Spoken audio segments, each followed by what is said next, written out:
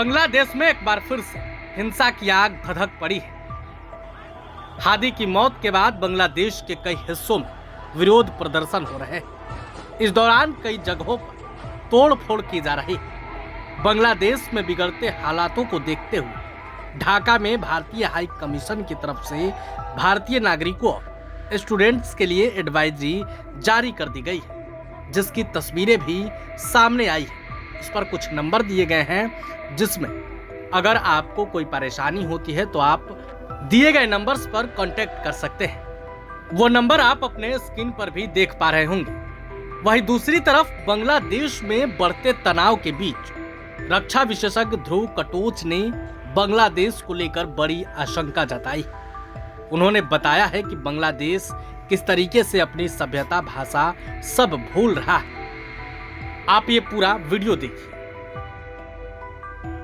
जो शेख हसीना के बेटे जो कह रहे हैं वो बिल्कुल सही है। बांग्लादेश जो है वो एक इस्लामिक स्टेट बनने की तरफ जा रहा है। जो हुकूमत को चेंज करना चाहती थी अपने जियो स्ट्रेटजिक इंटरेस्ट के लिए, हुकूमत चेंज हो गई, लेकिन जिस प्रकार से वो चेंज हुई है वो इस्लामी ताकतें अभी आ गई है, क्योंकि यूनुस जो है वो उन ताकतों के बगैर चल नहीं सकता है। और दिन ब दिन ये जो इस्लामी ताकतें हैं, जमात इस्लाम की जो स्टैंडिंग है उधर, बेशक वो इलेक्शन नहीं जीतते हैं लेकिन वो इलेक्शंस को कंट्रोल कर सकते हैं। 1971 में लड़े किस लिए? वो इसलिए लड़े ताकि वो अपनी भाषा को, अपनी सिविलाइजेशन को, अपने कल्चर को संभाल सके। इतने सालों के बाद मुझे लगता है कि ये तीनों चीज़ें ये गुवा देंगे। बहुत ही जल्दी उर्दू भाषा होने वाली है बांग्लादेश की, बंगाली ख़त्म हो जाएगी, उनका कल्चर भी ख़त्म हो जाएगा और ये इस्लामिक देश बन जाएगा। देखिए, ये जो बांग्लादेश में हालत हो रही है, ये मैं समझता हूँ पूरी दुनिया को गंभीरता से लेना चाहिए। ये सिचुएशन स्टेबल नहीं है।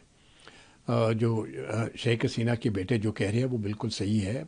बांग्लादेश जो है वो एक इस्लामिक स्टेट बनने की तरफ जा रहा है। अभी देखिए, ये इस बात में इसलिए चिंता है क्योंकि जब ये शेख हसीना को हटाया गया था तो जो स्टूडेंट्स की एजिटेशन में उन्होंने कुछ कारण बताए कि हमको ये चाहिए, कुछ डिमांड्स पेश किए, वो रिजर्वेशन के ऊपर थे और वो डिमांड शेख हसीना ने पहले से ही दे दिए थे। एक बार जब वो डिमांड्स पूरे हो गए तब फिर से वो स्टूडेंट एजिटेशन चलना, उसका मकसद कुछ और था और उसका मकसद विदेशी ताकतों के साथ था, खास करके अमेरिका से, जो हुकूमत को चेंज करना चाहती थी अपने जियो स्ट्रेटजिक इंटरेस्ट के लिए। हुकूमत चेंज हो गई, लेकिन जिस प्रकार से वो चेंज हुई है वो इस्लामी ताकतें अभी आ गई है, क्योंकि यूनुस जो है वो उन ताकतों के बगैर चल नहीं सकता है।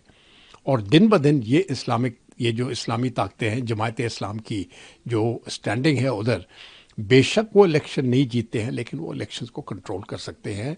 और जो फरवरी में इलेक्शंस होंगे, मुझे लगता है ये रिग्ड होंगे और जो नतीजा आएगा, इसलिए इस्लामिस्ट ग्रुप्स जो हैं ये ऊपर उठ जाएंगे।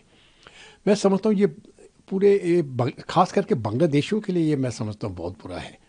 1971 की जब लड़ाई हुई, इसी महीने में, या दिसंबर 16 की बात करते हैं, जब बांग्लादेश को आज़ादी मिली और पाकिस्तान की फ़ौजों ने वहाँ पर सरेंडर किया है, तो वो उस लड़े किस लिए थे? 1971 में लड़े किस लिए? वो इसलिए लड़े ताकि वो अपनी भाषा को, अपनी सिविलाइजेशन को, अपने कल्चर को संभाल सके।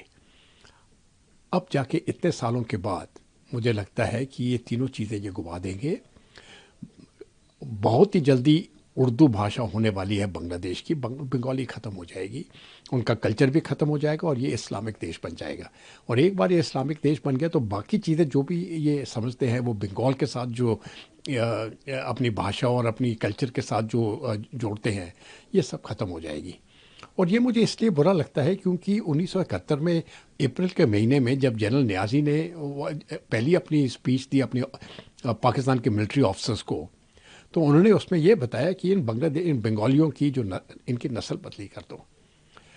उस टाइम तो वो हार गया और 16 दिसंबर को उनको सरेंडर करना पड़ा 1971 में। लेकिन मैं समझता हूँ अगर जनरल नियाज़ी आज जीवित होते हैं तो वो हंसते और बोलते, देखिए तुम लोगों ने सोचा हम हार गए, लेकिन असली जीत तो हमारी है। हम चाहते थे ये बांग्लादेश जो है ये इस्लामी देश बने और देखिए अभी ये इस्लामिक देश बन चुका है। ये मैं समझता हूँ ये पूरे बांग्लादेश के जो लोग हैं इनको ये बड़ी गंभीरता से लेना चाहिए, वो चाहते क्या हैं। और इस प्रकार का अगर वो देश बन जाएगा तो जिसके लिए वो लड़े थे 1971 में, वो सब समाप्त हो जाएगा।